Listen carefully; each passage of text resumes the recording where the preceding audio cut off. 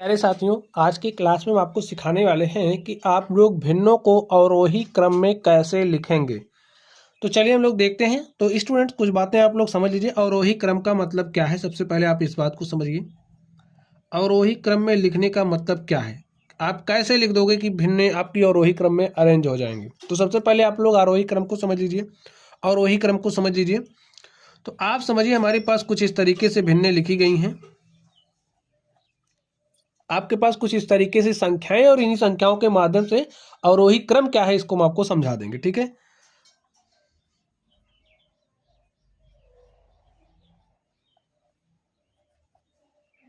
चलिए। अब इन्हें हमें क्या करना है, अवरोही क्रम में लिखना है। तो स्टूडेंट, अवरोही क्रम में लिखना, इसके कहने का मतलब है ये है कि सबसे पहले आप लोग सबसे बड़ी संख्या लिखोगे। आप बताइए इसमें से सबसे बड़ी संख्या कौन सी है? 9 है। तो सबसे बड़ी संख्या क्या हो गई? 9 है। अब क्या लिखोगे? 9 से छोटी। तो 9 से छोटी कौन सी है? 8 है। तो यहाँ पर आप 8 लिख दीजिए। फिर 8 से छोटी कौन है?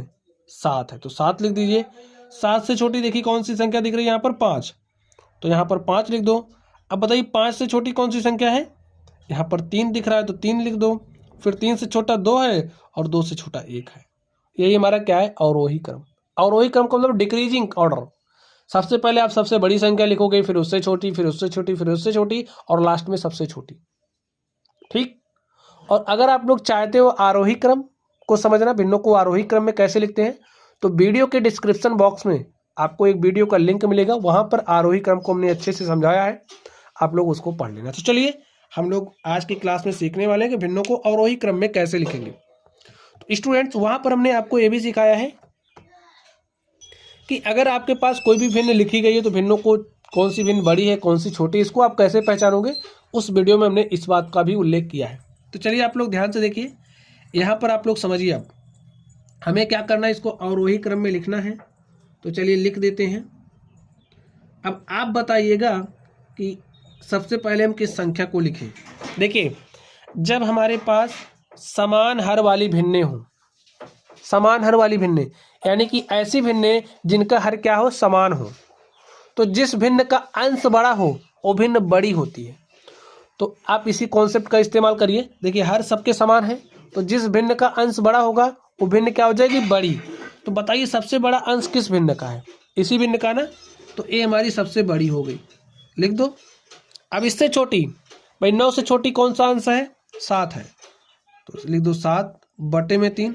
अब इससे छोटा कौन सा है? 5 है। तो 5/3। और इससे छोटा कौन सा है? 4/3। तो सबसे बड़ी भिन्न क्या हो गई? 9/3। उससे छोटी हो गई 7/3। उससे छोटी हो गई 5/3। और सबसे छोटी हो गई 4/3। हो गया अवरोही क्रम।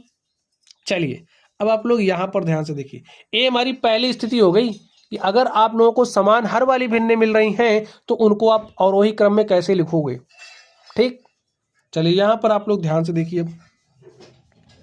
अब इसमें आप लोग कुछ अलग ही देख रहे हो। क्या दिख रही है आपको? सबके अंश समान हैं। ऐसे 3 तरीके के प्रश्न स्टूडेंट्स आपको मिलेंगे। हो सकता है कि आपको कुछ इस तरीके से भिन्नें दे दें कि जिनके हर समान हो, तो आप उनको कैसे करोगे? भाई छोटा बड़ा पहचानना होता है ना, तो आप कैसे पहचानोगे? इसी तरीके से अगर अंश समान है, अगर हर समान है, तो सबसे बड़े अंश वाली जो भिन्न होगी वो सबसे बड़ी होगी। अगर सबके अंश समान है और हर अलग अलग है, तो जिस भिन्न का अंश सबसे बड़ा होगा वो भिन्न हमारी सबसे छोटी होगी। ठीक है, चलिए आप ध्यान से देखिए और वही क्रम में कैसे लिखोगे। अब आपको सबसे पहले सबसे बड़ी भिन्न लिखनी है, तो कैसे लिखोगे? सबके अंश समान है, तो जिस भिन्न का हर सबसे बड़ा भिन्न होता है वो भिन्न हमारी क्या होती है? सबसे छोटी होती है। तो यहाँ पर आपको सबसे छोटे हर वाली भिन्न सबसे पहले लिखनी है। तो सबसे छोटा हर किसका है? सबसे छोटा हर 2 है ना। तो 5/2 क्या है? हमारी सबसे बड़ी संख्या हो गई। अब देखिए उसके बाद किसका है? 2 के बाद 4 है, तो ए वाली बड़ी हो गई। भाई इससे छोटी है। अब इससे छोटी 5/4 से देखिए 5/6। फिर सबसे छोटी क्या हो जाएगी? 5/7। आप लोग बात को समझ गए होंगे। तो दूसरी स्थिति है कि आपको ऐसा मिलेगा कि आपके अंश समान हो, और हर अलग होंगे, तो आप लोग छोटा बड़ा कैसे पहचानोगे? ठीक, चलिए तीसरे नंबर पर आप ध्यान से देखिए। अब तीसरी स्थिति में कुछ आपको अलग ही मिल सकता है। क्या? ना तो हर समान होगा ना तो अंश समान होगा। तो इस स्थिति में आप क्या करोगे? आपको ज़्यादा सोचना विचारना नहीं है, पहले जो दिया है उसको लिख लीजिए, उसके बाद आप इनको दशमलव में परिवर्तित कर लीजिए। चलिए करते हैं दशमलव में परिवर्तित। तो 3/2 को आप 2/3 को आप दशमलव में परिवर्तित कीजिए, तो भाग नहीं जा रहा, देखिए जीरो लिख दी, दशमलव, ये हो गया 20, 3 छके 18, 2 20, 3 छके 18, 2 20, 3 छके 18, 2 20, ऐसे ऐसे आता जाएगा। चलिए यहाँ पर ध्यान से देखिए, 4/5 है, तो भाई भाग तो नहीं जा रहा, जीरो दशमलव लगाइए, ये हो गया 40, 5 8 40, खत्म कहानी। चलिए इस पर ध्यान से देखिए, 7/8 भाग नहीं जा रहा, क्या करोगे? तो यहाँ पर जीरो लगाइए, दशमलव लगाइए, ये हो गया 70, 8 28 64, 6 70 हो गया 60, ठीक है।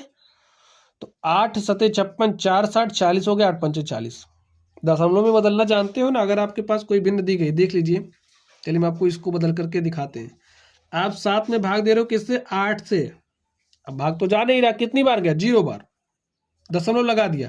जब हम दशमलव लगाते हैं तो एक जीरो हम लगा सकते हैं। अब हमने यहाँ पर एक जीरो लगा दिया। अब कितनी बार जा रहा देखिए, 8 28 64, 8 बार गया, 64 लेके काट दीजिए, 10 में से 4 गया 6, और यहाँ पर 6 में से 6 गया कुछ नहीं, 6 बचा। फिर एक जीरो लगा सकते हैं, लगा दीजिए, 8 7 56, 10 में से 4 6 गया 4, यहाँ पर कुछ नहीं, फिर एक जीरो हम लगा सकते हैं, लगा दीजिए, और 8 5 40। देखिए ऐसे ही बदलते हैं दशमलव में, तो ये आपको पता ही होगा वैसे। चलिए ध्यान से देखिए, 9/7 है, इसको दशमलव में परिवर्तित करिए, भाग दीजिए, 7 से 9 में भाग दिया, एक बार चला गया, बचा कितना? 2। अब 2 में तो भाग जा नहीं रहा, क्या करोगे? दशमलव लगा के 2 को 20 बना दो। अब 7 दूनी 14, 6 20, ठीक है, 60 हो गया, 7 8 56, 4 60, और 7 5 35, 5 40, 7 5 35, 5 40, ऐसे आता जाएगा। अब आप लोग देख करके बता सकते हैं कौन सी भिन्न बड़ी है, सबसे बड़ी, क्योंकि आपको अवरोही क्रम में लिखना है, तो लिख दीजिए अवरोही क्रम। कैसे लिखोगे? सबसे पहले सबसे बड़ी संख्या, आप बताइए सबसे बड़ी कौन सी है? देखिए ए 1.2855 है, तो सबसे बड़ी ए है, और इसको हमने किसके लिए लिखा है? 9/7 के लिए, तो सबसे बड़ी भिन्न क्या हो गई? 9/7। अब 9/7 से छोटी देखिए कौन सी है? अब इसमें देखिए, यहाँ पर 0.66 है, यहाँ पर 0.8 है, यहाँ पर 0.8 के बाद भी 7 है, और अगर यहाँ पर कुछ नहीं दिख रहा तो जीरो आप लगा सकते हो, ठीक है। देखिए यहाँ पर 8 है, यहाँ पर भी 8 है, ठीक है, यहाँ पर 0 है लेकिन यहाँ पर 7 है, तो ए वाली हमारी क्या हो गई? बड़ी। और एक इसके लिए लिखा गया 7/8 के लिए, लिख दो। फिर अब देखिए यहाँ पर इसकी और इसकी तुलना कर लीजिए, यहाँ पर 0.6, यहाँ पर 0.8 है, यहाँ पर 6 है, यहाँ पर 8 है, तो 6 बड़ा का 8 बड़ा है ना, तो ए वाली भिन्न बड़ी है। ये किसके लिए आया? इसके लिए। तो उसके बाद 4/5। अब देखिए सबसे लास्ट में 2/3 हो गया, और वही क्रम। समझ गए आप लोग? चलिए बहुत अच्छा। तो स्टूडेंट्स इस तरीके से आज की क्लास में हमने आपको क्या सिखाया, भिन्नों को अवरोही क्रम में आप कैसे लिखोगे। तो चलिए आप लोग पढ़ते रहिए। अगर आप लोगों को कोई भी डाउट हो तो कमेंट बॉक्स में कमेंट करना। वीडियो पसंद आए वीडियो को लाइक कीजिएगा, चैनल पर नए हो तो चैनल को सब्सक्राइब कीजिएगा। और हाँ स्टूडेंट्स, जो वीडियो आपको डिस्क्रिप्शन बॉक्स में मिलेगा आरोही क्रम में लिखने वाला, उसको जरूर देखना, क्योंकि वहाँ पर हमने सारे कॉन्सेप्ट को अच्छे से समझाया है। तो चलिए आप लोग पढ़ते रहिए। Thank you.